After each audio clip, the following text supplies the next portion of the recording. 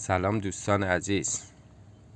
این بچه کلاغ از درخت افتاده پایین. حالا یا حس کنجکاوی خودش باعث شده از درخت بیفته پایین یا مادرش به دلایلی انداختش پایین، نمیدونم.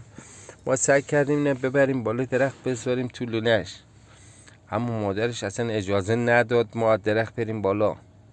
بهمون حمله میکنه و سرصدا میکنه. دیدیم خیلی حیوان حساس میشه، گفتیم بچه دیگه اگه داشته باشه تو لونه اونا رو هم به خاطر که ما نزدیک شدیم ببینیش نزنه بندازه پایین. حالا این حیوان رو آوردیم 10 روزی هست با دست بهش غذا میدیم به جای مادرش. بعد خیلی حیوان اهلی شده، نمیدونم بالاخره میتونه برگرده به طبیعت پیش هم نواش یا نه.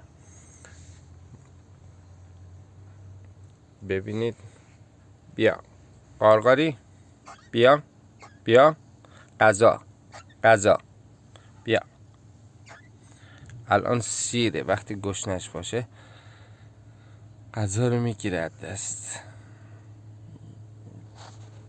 ببینید چهره دوست داشتنی این حیوانو. بیا بیا. چی میگی حیوان؟ جونم چی میخوای؟ مامان تو میخوای؟ باش. جونم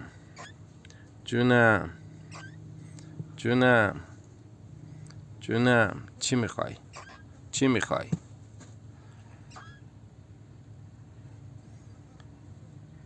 حالا این حیوانو ببینیم بالاخره میتونه برگرده به طبیعت یا نه.